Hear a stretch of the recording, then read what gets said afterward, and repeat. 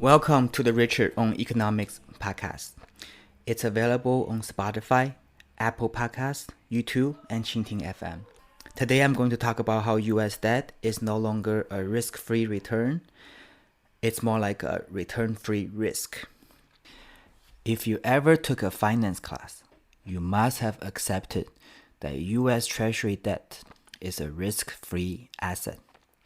US Treasuries are debt issued and backed by the full faith and credit of the US government, and it was never defaulted on. In addition, US debt is also backed by the full military and economic might of the United States. Sounds like a safe investment, right? Because US debt is considered risk-free and it has a positive return. By the way, that's what the name risk-free return comes from. The yield of US debt is an important benchmark for the global economy.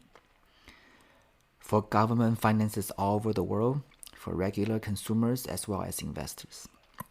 US debt is the most liquid financial instrument traded all over the world. Professional money managers have long advocated for the famous 60-40 portfolio, where one should invest 60% of its asset in stocks and another 40% in bonds, which consist of government debt and corporate debt. US dollar is the reserve currency of the world. When a government holds US dollar as a reserve, they usually don't hold cash because cash doesn't generate any interest. Instead, every foreign government in the world lends its US dollar reserve back to the United States to generate a small amount of interest over time. Well, due to the recent Russia-Ukraine war, US and its Western allies decided to freeze $284 billion of reserve held by Russian central bank. I understand some of those reserves are in euros, in yens and gold, but a good portion of those reserves are in US dollars. Sanctions have shown that US dollar reserve accumulated by central banks can be taken away. As a result, US debt is no longer risk-free. This is a pivotal point in world finance, and very few investors appreciate and understand the implication of this huge development. What Russia did to Ukraine is terrible and unjust. Russia should be punished, but freezing their dollar reserve will backfire on us hard and does far more damage to the reputation of the US dollar. Think about this. If an asset can be frozen or taken away on a whim, you can no longer call it a risk-free asset. There is a huge risk associated with it. In fact, it's no longer a risk. It has already happened to Russia. There are talks that the assets frozen should be used for the rebuilding of Ukraine after the war. My bet is that Russia will say goodbye to their US dollars. Russia will never get their money back. A side note, you should probably buy some American and European construction companies, like the equipment maker Caterpillar and steel companies. All of Russia's US dollar reserve will be seized and be spent on the post-war construction of Ukraine, and those construction companies will likely to benefit. Okay, let's get back to topic. So China has $3.3 trillion of foreign reserves. Do you think China will not take notice of what just happened to Russia? In the very first episode of Richard on Economic podcast, almost 2 years ago on May 4th, 2020, I talked about how the possibility of US not paying back its debt to China as a compensation for causing the COVID crisis. People said that's impossible because US is legally bound to repay the debt.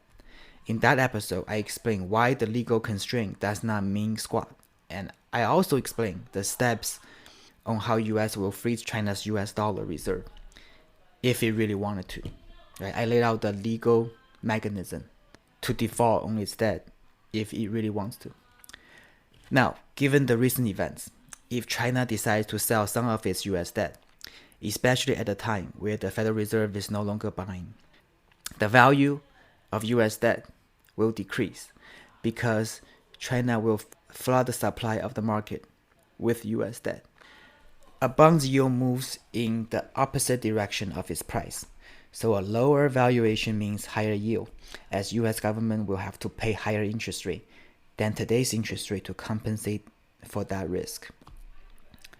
So far we have addressed the risk-free part of the risk-free return. Now let's come to the return part.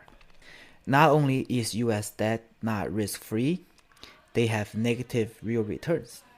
The real return is defined as the inflation rate minus the nominal rate. At the time of government reported inflation of 8%, why would any retail investor want to get only 2% a year for 10 years for guaranteed loss of purchasing power after 10 years? In the past decade, the Federal Reserve has been a major buyer of US debt, therefore artificially inflating the bond price and causing the yield to be mind-boggling low. The bond's price moves in the opposite direction of its yield. Starting this month, the Fed will stop its bond purchase program, aka QE. It will be interesting to see who are the buyers left for the risky debt at such a low yield, where you are guaranteed to lose purchasing power due to inflation. As a result, I would say US debt is no longer risk-free. Instead, they are more like a return-free with risk.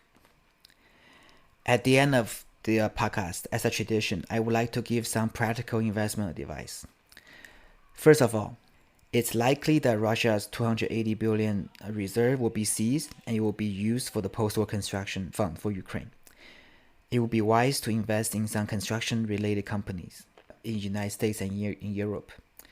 More importantly, because US debt is what I call return-free risk asset, do not invest in US government bonds in any part of your investment portfolio. Do not buy any corporate bond either, because they are closely related to the US bond. As US debt yield moves up, your corporate bond yield will move up as well, causing the value of the bond to decrease. I will even suggest to short US debt if you know how to do it. As I explained in many episodes in the past, the best way to take advantage of the low debt yield is to get as many 30-year fixed rate mortgage as you can, because the mortgage rate is tied to the 10-year Treasury bond. The interest rate is very, very low. Therefore, if it's a return-free risk to the bank that loans you the money, it will be a great risk-free return to you. Disclaimer: this information contained in this podcast is for educational and informational purposes only. I'm not your financial advisor. Investing is very risky. Please do your own research. Please consult with your own personal financial advisor. Goodbye. See you next time.